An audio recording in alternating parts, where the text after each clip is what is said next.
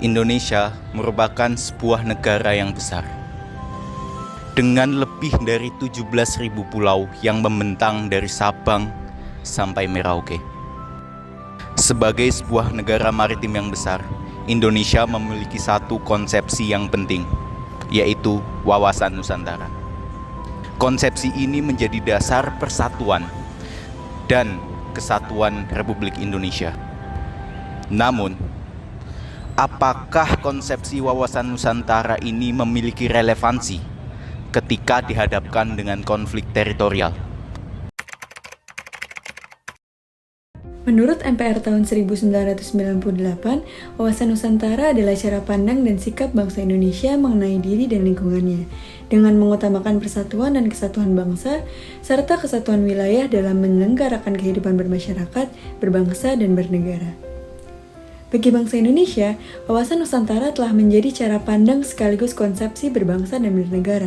Wawasan Nusantara bermula dari wawasan kewilayahan dengan dicetusnya Deklarasi Juanda pada tanggal 13 Desember 1957. Nah, esensi atau hakikat dari wawasan Nusantara sendiri adalah kesatuan wilayah dan persatuan bangsa Indonesia. Artinya, wawasan Nusantara tidak hanya berpandangan pada keutuhan wilayah, tetapi juga persatuan bangsa yang mencakup di dalamnya pandangan akan satu kesatuan politik, ekonomi, sosial budaya, dan pertahanan keamanan. Halo Kak, boleh tahu gak namanya siapa dan dari fakultas apa?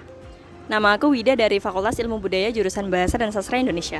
Aku Hafik, aku alumni FUGM angkatan 2018. Aku Salsa dari HI 21. Terlalu banyak. Aku Kalista dari Komunikasi 19. Oke. Menurut aku, wawasan Nusantara itu adalah sikap atau cara pandang suatu bangsa terhadap persatuan dan kesatuan bangsa itu. Kalau misalnya aku dari wawasan Nusantara mungkin kayak informasi-informasi soal pengetahuan soal kayak misalnya apa sih Nusantara itu, terus kemudian kayak nilai-nilai apa yang mungkin ada kaitannya misalnya kayak dengan Pancasila atau nilai-nilai lainnya yang mungkin kayak jadi kayak bisa jadi wawasan untuk kita memperkaya tentang Bhinneka Tunggal tentang Indonesia. Kalau aku yang pertama kali terlintas tuh kayak kebudayaan apa yang kita tahu soal Indonesia, kayak mungkin adat-adatnya seperti apa, bahasanya bagaimana, pokoknya pengetahuan soal apa aja yang ada di Indonesia gitu. Ya gitu sih kalau aku pertama kepikiran ya. Oke, kalau wawasan Nusantara di pikiranku itu kita melihat kondisi Indonesia secara faktual. Kondisi secara faktual ini bisa kita lihat dari keragaman suku, potensi dari masing-masing daerah, bisa dilihat juga dari konteks Indonesia sebagai negara kepulauan dan posisinya di kawasan, entah itu di ASEAN ataupun di mata dunia, di negara lain, di mata negara-negara lain. Penting sih kalau aku, apa ya, mungkin not necessarily yang kayak buat kerja, buat ini, buat itu. Tapi kalau misalnya kita memang mau mengharumkan bangsa ya, let's say, atau kayak misalnya kita mau bisa keluar negeri atau kemana dan kita bisa memiliki pengetahuan itu tuh kayak sangat penting banget, karena itu aku tuh bangga sih dengan apa yang kita punya di sini dan itu adalah deserve untuk dibawa keluar juga. Misalnya kita memperkenalkan di sini semua, jadi kayak perlu lah kita punya wawasan gitu. Setuju. Wawasan Nusantara itu penting banget karena itu membuat kita menghargai dan mengetahui kelayakan bangsa Indonesia itu sendiri seperti keanekaragaman hayati, bangsa dan suku maupun ras.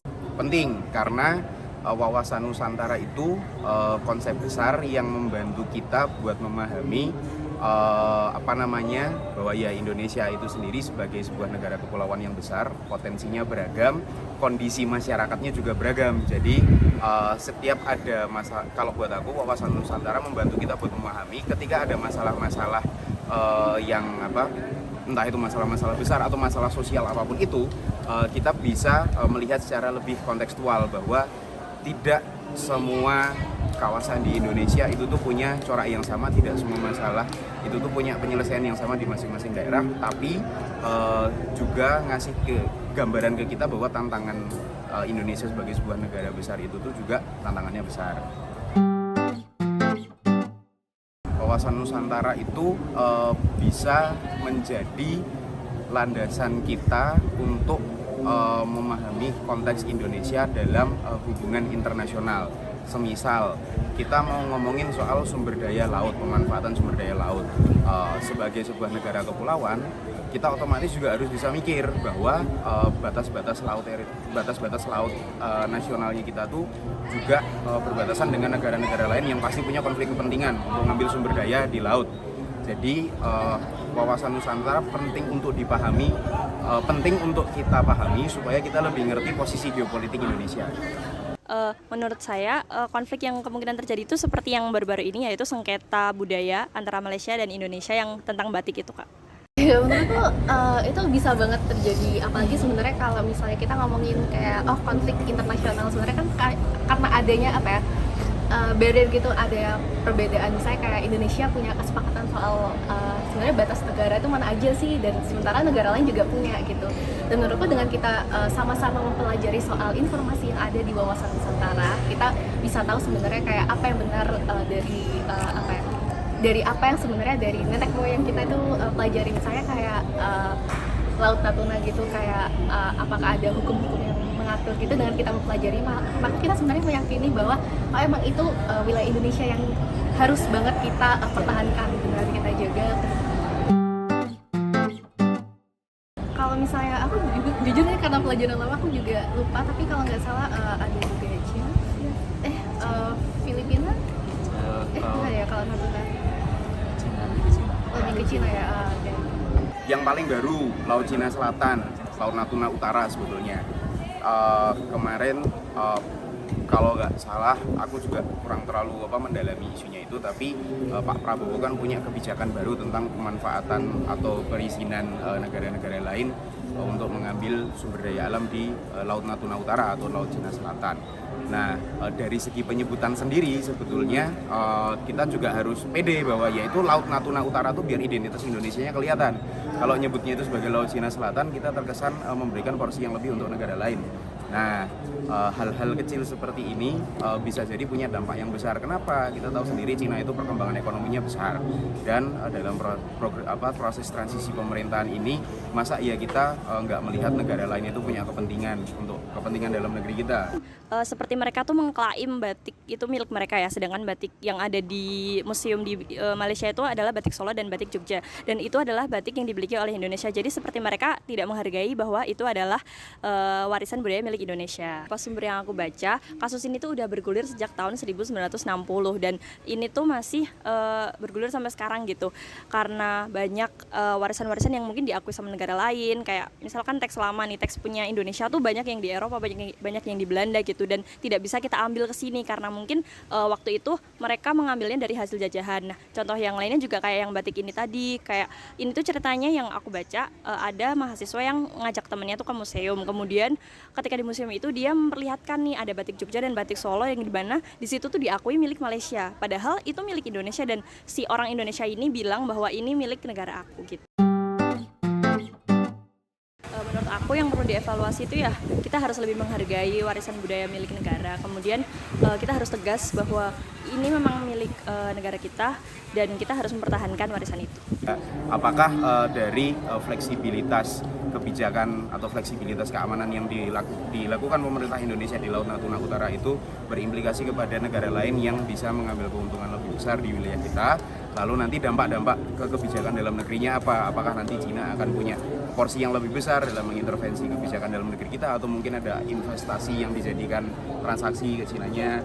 Itu kan perlu di-capture, karena yaitu tadi tidak ada satu negara pun di dunia ini yang tidak bergantung sama negara lain, apalagi negara Indonesia, negara kepulauan gede di antara negara-negara besar lainnya. Sebenarnya rasa bangga terhadap Indonesia itu sendiri, karena kayak sekarang tuh kesadaran kayak gitu udah sangat berkurang gitu loh, orang-orang udah sangat ke barat-barat atau rasa bangga terhadap kita sendiri itu udah sangat berkurang, yang bahkan itu membuat kita jadi nggak mau mempelajari lain-lain soal Indonesia itu sendiri. Jadi gimana lah kita mengemas hal tersebut untuk lebih kena di generasi kita. Mungkin sebenarnya yang problemnya itu adalah penyampaiannya ya, kayak iya literasinya, terus mungkin penyampaian yang terlalu kaku terhadap Indonesia itu kan harus seperti ini, padahal kan generasi kita lebih fleksibel, lebih santai gitu ya. Jadi kayak mungkin itu bisa pendekatan yang lebih lain, tapi yang bisa lebih mengena orang-orang supaya kita tuh tetap bisa mempertahankan diri kita sendiri sebagai Indonesia. Setelah dilakukannya wawancara terhadap narasumber yang kami temui, kami menemukan hal yang penting untuk dibahas dan perlu mendapatkan atensi khusus. Dari 4 orang yang kami wawancarai, hampir semuanya menunjukkan adanya miskonsepsi tentang definisi wawasan Nusantara. Wawasan Nusantara masih dipahami secara terbatas sebagai konsep yang memandang adanya kesatuan budaya. Tetapi, pada kenyataannya, wawasan Nusantara tidak hanya sampai di situ. Karena adanya miskonsepsi ini, maka akan memunculkan efek pada keterbatasan pengetahuan untuk memahami lebih jauh tentang apa yang sedang terjadi yang berkaitan dengan wawasan Nusantara. Semua narasumber berpendapat bahwa wawasan Nusantara itu penting. Bahkan, salah satu narasumber mampu menjelaskan bahwa pentingnya wawasan Nusantara dapat dijadikan sebagai pondasi kita dalam konteks pergaulan dunia. Hal ini menjadi krusial, mengingat banyak konflik yang berkaitan dengan wawasan Nusantara dalam hubungan internasional, seperti masalah teritorial dan juga identitas budaya. Para narasumber juga mampu untuk memberikan pendapat dan pengetahuannya tentang kasus yang terjadi yang berkaitan dengan wawasan Nusantara. Ini menandakan bahwa narasumber masih memiliki atensi atas peristiwa yang terjadi yang menyangkut identitas dan cara pandang bangsa seperti wawasan Nusantara. Evaluasi yang diberikan pun beragam, tetapi secara umum berpendapat bahwa kita sebagai bangsa Indonesia, khususnya mahasiswa, perlu meningkatkan pengetahuan yang berkaitan dengan wawasan Nusantara. Perlunya peningkatan literasi agar mampu memahami lebih jauh tentang identitas bangsa. Sehingga kita generasi muda mampu membawa nama Indonesia dengan lebih baik, khususnya pada konteks pergaulan dunia yang berlandaskan pada pengetahuan wawasan Nusantara. Dari hasil wawancara yang kami lakukan, kami menemukan hasil yang perlu atensi lebih, di mana mayoritas daripada responden itu masih memiliki miskonsepsi terkait dengan konsep wawasan Nusantara. Sebagian besar responden menganggap dan membatasi definisi dari wawasan Nusantara hanya sebagai kesatuan kebudayaan. Sementara itu, wawasan Nusantara seharusnya dipandang bukan cuma sebagai kebudayaan, tetapi juga persatuan daripada ekonomi, sosial, politik, dan juga teritorial. Oleh karena itu, perlu atensi lebih sehingga miskonsepsi ini bisa dihindari ke depannya. Sekian dari kami, terima kasih telah menonton video ini. Sampai jumpa di kesempatan berikutnya. Salam Pancasila.